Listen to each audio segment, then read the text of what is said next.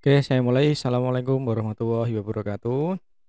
Seperti biasa kita mulai dengan berdoa bersama. Bismillahirrahmanirrahim. Rabbi yassir wa la tu'assir. Rabbi tahmim bil khair. La haula wa la quwwata illa billahil aliyil adzim. Oke, di minggu lalu sudah saya jelaskan mengenai contoh-contoh konversi energi ya. Dan salah satunya yang saya jadikan tugas adalah contoh konversi energi di lingkungan sekolah. Nah, sebagian dari kalian ini sudah saya baca-baca jawaban kalian ya, sudah saya baca di komentar di channel YouTube saya. Nah, ini sudah ada 48 responden ya. Nah, dari jawaban kalian ini tuh saya kira jawabannya sudah benar semua, tidak ada jawaban yang salah ya. Saya anggap sebagian besar dari kalian sudah paham apa itu konversi energi. Konversi energi itu ya perubahan dari energi apa menjadi energi apa. Contoh di sini ada yang menjawab, contoh ini ya, misalnya Nasru Anja nih. Nah, ini dia ngambil contoh energi listrik menjadi energi cahaya yaitu LCD dan lampu. Energi listrik ke energi bunyi yaitu speaker contohnya.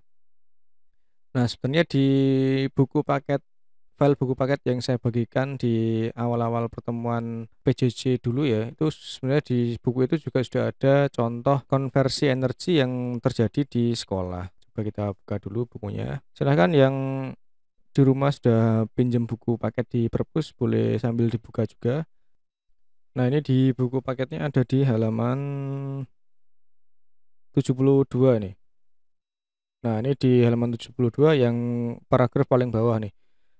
Konversi energi juga banyak kita jumpai dalam kehidupan manusia dalam menjalankan aktivitasnya. Begitu pula dalam kegiatan di sekolah. Nah, untuk konversi energi yang ada di sekolah itu saya kasih contoh adalah ini ya, sistem pengeras suara. Nah, sistem pengeras suara itu bisa kalian jumpai atau sering kalian jumpai manakala kalian melakukan kegiatan upacara bendera di hari Senin. Nah, sistem konversi energi pada sistem pengeras suara itu bagaimana?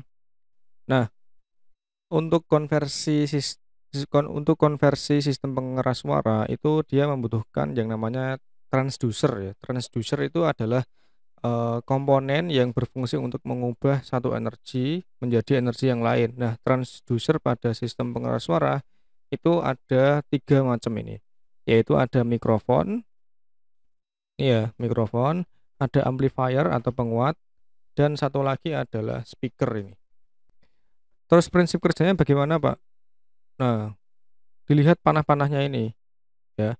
Jadi awalnya ya, jadi seorang komandan upacara misalnya ya, dia ngomong, nah sinyal suaranya, suara dari mulutnya si komandan upacara itu ya, itu ditangkap oleh mikrofon ya. Nah, ditangkap oleh mikrofon, suara tadi itu diubah menjadi sinyal listrik ya. Kemudian sinyal listrik tadi dikirimkan ke amplifier. Nah, amplifier itu fungsinya buat apa? Amplifier itu adalah penguat, ya, penguat sinyal. Jadi sinyal suara dari mikrofon dikuatkan oleh amplifier di sini.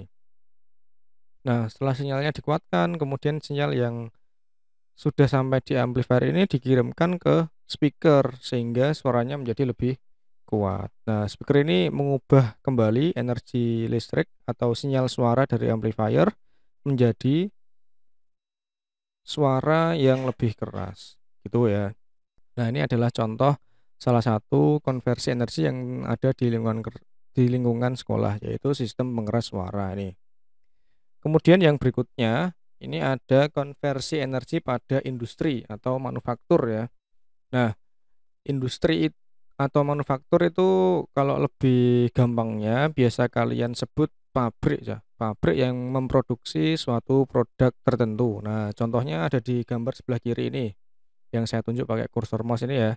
Nah, ini ada conveyor namanya conveyor. Tahu ya, conveyor sudah saya jelaskan waktu kelas 10 dulu, yaitu meja yang bisa berjalan, kemudian ada lengan robot dan ada beberapa komponen yang lain.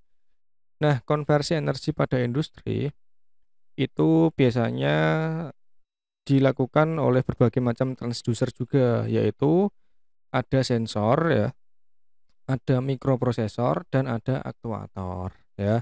Contoh dulu yang pertama ada sensor nih. Jadi sensor itu ibaratnya seperti panca indera pada manusia. Jadi panca indera pada manusia kan ada mata, hidung, telinga, kemudian ada mulut ya kan. Nah, contoh seperti ini yang saya tunjuk pakai mouse ini. Nah, ini ada sensor suhu namanya. Namanya sensor JHT11.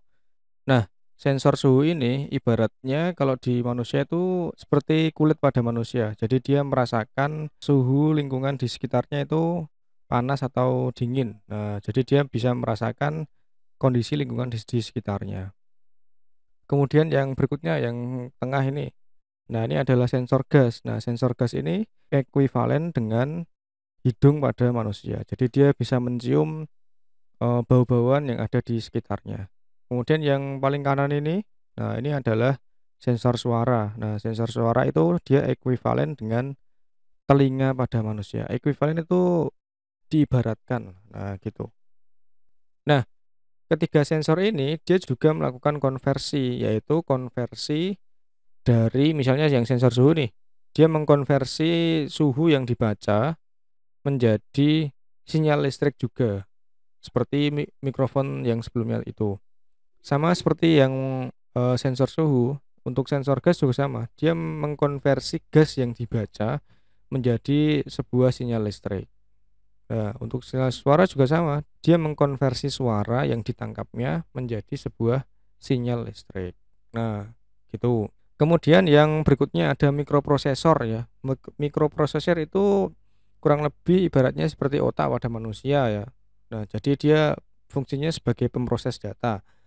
Nah, dia pengolah data.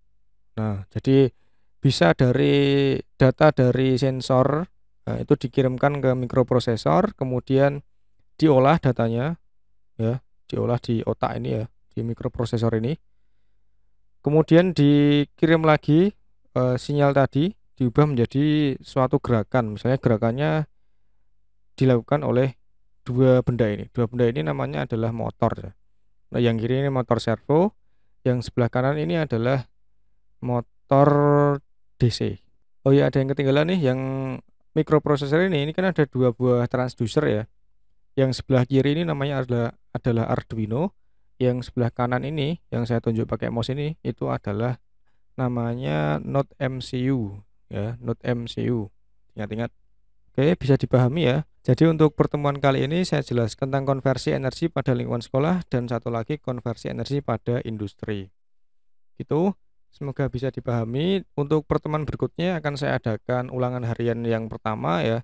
Silahkan dipelajari mulai dari arti kata konversi dan arti kata energi sampai ke contoh konversi energi pada industri.